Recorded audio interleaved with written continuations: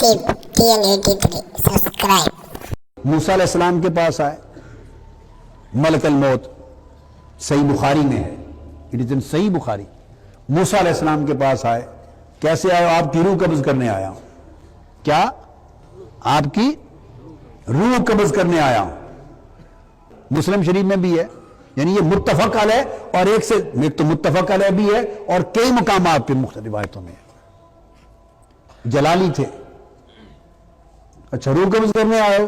ہاں آؤ ادھر۔ ملک الموت قریب آ گیا، انسانی شکل میں تھا۔ موسیٰ علیہ السلام نے ایک تماچا مارا اس کو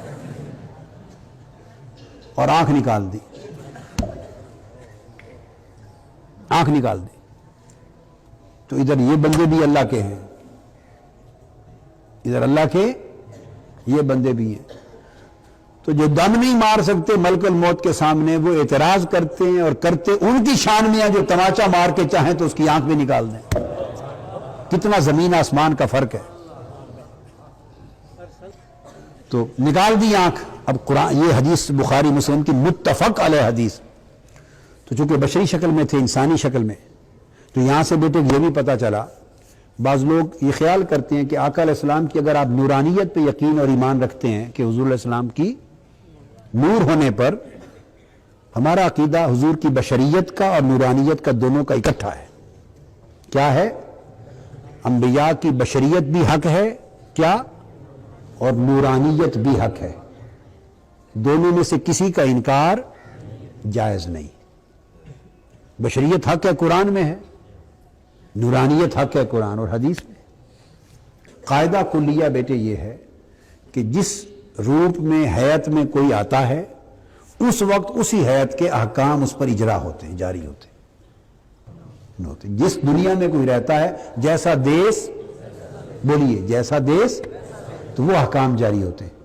اب کوئی پوچھے کہ اس کی دلیل، وہ دلیل میں نے بخاری مسلم کی حدیث کوٹ کر دی کہ ملک الموت کے نور ہونے میں تو کسی کو شک نہیں ہے، فرشتہ ہے اسرائیل، ملک الموت، وہ تو نور ہے نا۔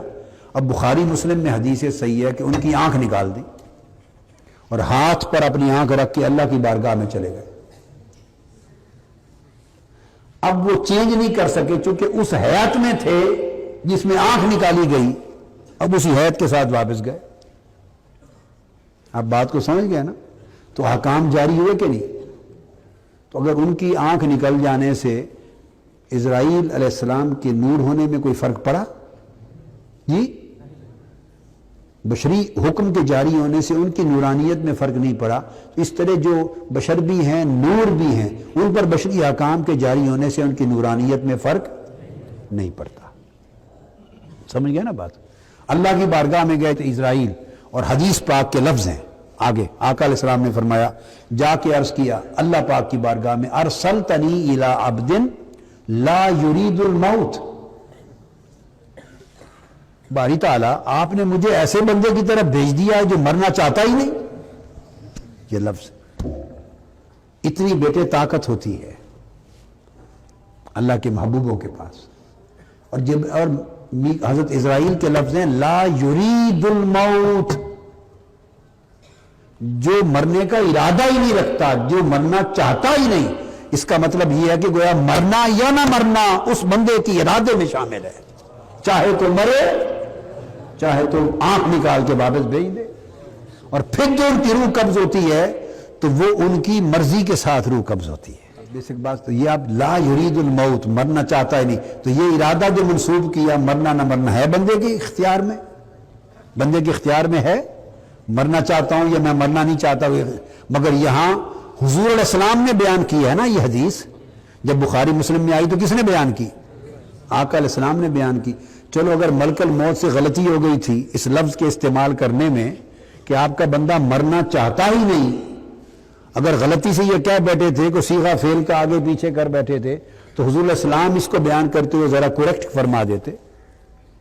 میری بات آپ سمجھیں؟ تو ملک الموت نے کہا تھا تو سب سے پہلے تو اللہ تعالیٰ ہی فرما دیتا استغفر لا حول ولا، یہ کیا؟ ملک الموت پہلے تو توبہ کر، مرنا چاہتا ہے، بندے کی مجال ہے کہ مرنا چاہتا ہے، یعنی پہلے تو جملہ درست کر، بندے کی کیا مجال کہ وہ مرنا نہیں چاہتا؟ تو اللہ نے بھی سن لیا اب بعض امینڈمنٹ جاری نہیں کی تو ملک الموت کا عقیدہ بھی یہ ہو گیا بیان، اللہ تعالیٰ نے بھی سن لیا، توثیق کر دی، حضور علیہ السلام نے بیان کر دیا، حضور نے بھی ویریفائی کر دیا، تو اللہ پاک نے بھیجا، تم نے جا کے کہا کیا تھا، آنکھ لے کر گئے، اللہ تعالیٰ نے آنکھ تو اس کی واپس کر دی، لوٹا دی، صحیح کر دی، تو میں دوبارہ جاؤ، کیا کہا تھا، میں نے یہ کہا تھا کہ آپ کی جان قبض کرنے آیا ہوں، تو اب سمجھ آ گئی کہ تھپڑ کیوں مارا، تھپڑ یہ مارا کہ انبیاء کی بارگاہ میں آ کے اس طرح نہیں کہتے، ادب سے بات کرتے ہیں، انبیاء کی بارگاہ میں، ان برگزیدہ بارگاہوں میں آ کے اس طرح نہیں کہتے میں آپ کی جان قبض کرنے آیا ہوں، اس لیے تھپڑ مارا کہ جملہ سکھا دیا، چونکہ اور پہلے بھی تو یہ اسرائیل پہلے نبیوں کے پاس بھی تو آتے تھے، موسیٰ علیہ السلام پہلے نبی آئے تھے، آدم علیہ السلام سے آنے لگے ہیں روح قبض کرنے، اور موسیٰ علیہ السلام کے زمانے تک 1,60,000 انبیاء کرام کے بھی مقدس جانیں قبض کر چکے تھے، تو پہلے بھی بڑے بڑے جلالی ہوئے، کسی نے تھپڑ نہیں مارا، تو یہ 75,000 انبیاء کی ارواح یا 1,00,000 انبیاء کی ارواح مقدسہ قبض ہونے کے بعد موسیٰ علیہ السلام اب کیوں سکھانے لگے ادب، کیوں اب کیوں سکھانے لگے، اب اس لیے سکھانے لگے کہ جبرائیل پہلے تو ہم لوگ آ رہے تھے، ہمارے بعد اب مصطفیٰ آ رہے ہیں،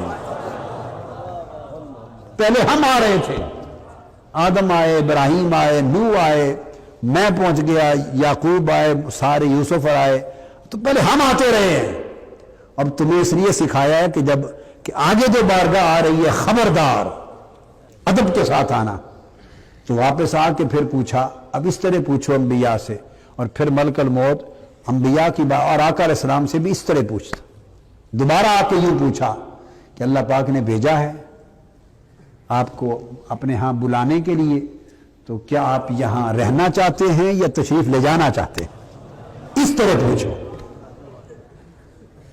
اب آپ سمجھ آئی، اب یہ شرک بن گیا کہ توحید بن گئی، اب یہ توحید ہے، تو ادب یہاں تک جا پہنچایا، پوچھا اچھا اگر میں رہنا چاہوں تو کتنا پہ آپ ایسا کریں، اتنے سال رہ جائیں گے، اتنے سال، 1000 سال اتنے بن جائیں گے، یوں کر لیں، اچھا پھر اس کے بعد پھر اللہ کے حضور پھر بلاوا آئے گا، اچھا تو فرمایا بعد میں بھی جانا ہے، یہ سارا سبق سکھایا جا رہا تھا، تو کوئی بات نہیں ابھی چلتے ہیں، لو اجازت دیتا ہوں قبض کر لو، تب قبض ہوئی،